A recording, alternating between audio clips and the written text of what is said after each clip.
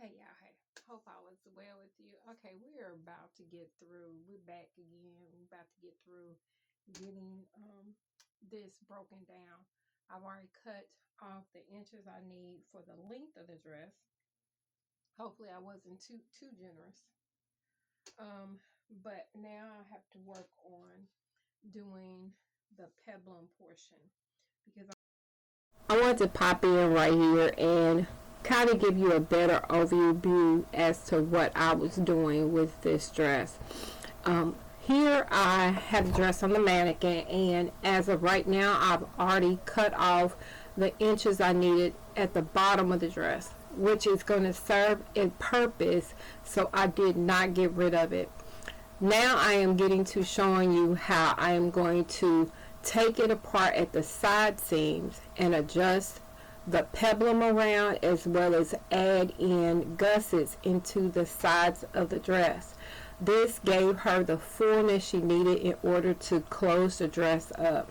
Now I know some people say it's not necessary to do all this, just buy what you need, but not always. For big girls, things are available in the size or color we need, and so we kind of gotta compromise to get what we're looking for. So I'm showing you how you can do the same and kind of upgrade or make something fit better for you with what you have. Sometimes you just can't find what you're looking for. You just got to make it work with what you have. So that's what I'm doing. So if you have any other questions, make sure you drop your comments below. As well as go ahead and like and subscribe to my channel. I want to open it up right here underneath the arm, which will give me some room within the dress to be able to zip it comfortably. But I need to move the peplum over in order to do it, okay?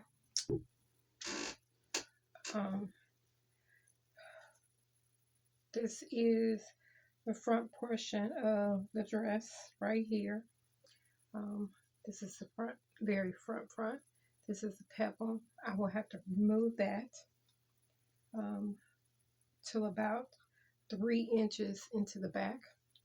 And then I'm going to actually open up the sleeve. I need the sleeve open so that I can give her a little bit more room in the sleeve area, so that it can come together a lot better. So the best place to add a gusset is, she needs about a couple of inches like into the sleeve. So I'm going to do at least 7 to 8 inches in. Here's the ruler. This is an 8-inch ruler for more me know. She's a bad maker. It glitters and glows. No, it doesn't glow. It just glitters. It's pink glitter. I liked it because it was pink and it was glitter.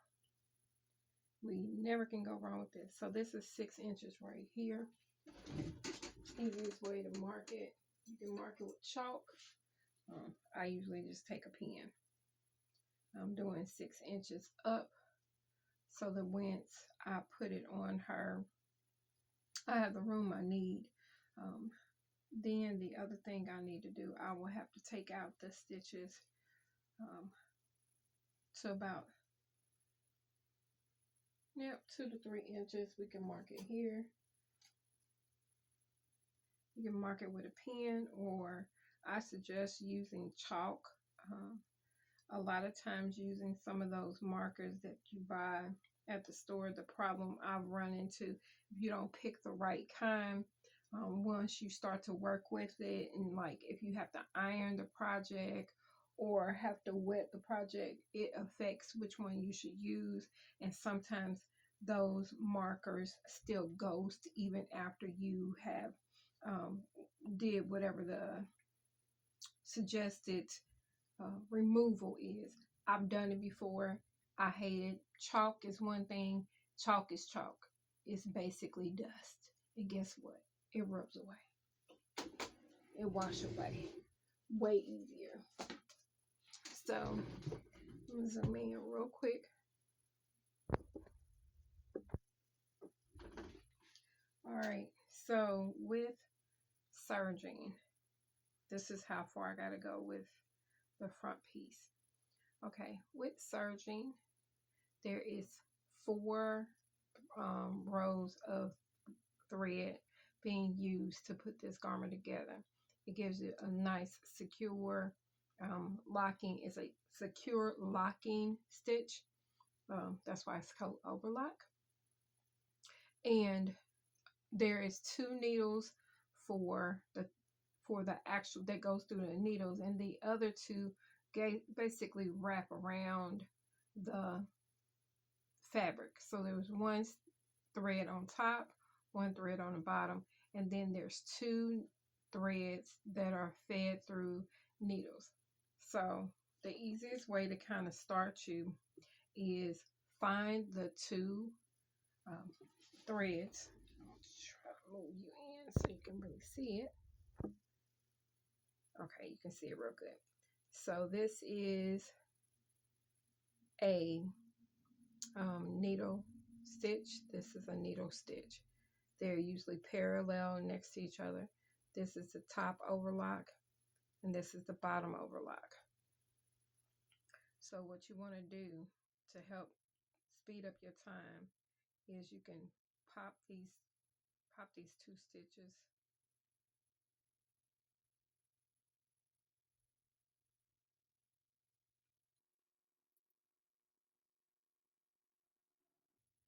Oops, I was on the back side, y'all. I just realized that. Sorry. Hold on. This is the front side. It looks a little different. Usually it looks more like a Y in the back, but this is the front. And those are the needle stitches. Those 2 right there. So what I'm going to do is go ahead and pop. I always say pop those 2 stitches. I try to find a good spot. Try not to take the whole thing apart, which would drive me nuts, but it is what it is. But the zipper won't be touched. Pop those stitches, and if it's not too crazy, it may not work like I want, and I'm going to tell you why in a second. Because right now there is a layer of elastic, which is usually plastic. It's a this elastic is a plastic version, and they use this to help stabilize the fabric but still give it some stretch in the area, but stabilize it. So it has some body to that particular seam, and I can't do what I normally do, which is usually I take and pull it. I am not going to be able to pull it this time, so I'm going to have to either just pluck the stitches every few spots, or I have to kind of pull it out of place. Either way, it works. You figure out what works best for you, but this is not going to allow me to pull it too far, except for maybe every 3 or 4 stitches, and then it's going to break.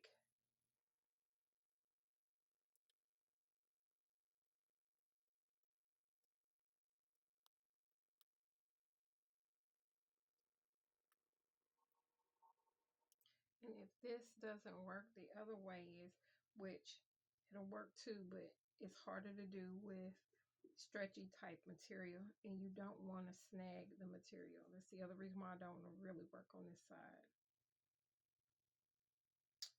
Okay, so I'm finding a spot where it's coming apart, and you can do this. It's sometimes hard to do, but it may not be that bad since there is an actual stabilizer material in there. So I'm just running, I'm putting the ball of the seam ripper in between the 2 pieces of thread, or yeah, and I'm just kind of pulling on it. Now you could probably stabilize this a different way where you're not working on your lap, but other problem you may run into is that you want to be able to control it. So the shorter, I guess you want to say shorter strokes is going to be better off than trying to run a whole length, because you don't want to ruin your garment by rushing. So it became very obvious that I could not do it the way I had planned due to the fact that they had that elastic stabilizer inside. So normally I would kind of pull it. In certain areas you will see that I was able to do that, but for the most part, working around the waistband area, I could not because of that elastic stabilizer. So once I got to the point where I didn't have to deal with it anymore, I went on and actually turned it over to pull out all of the thread.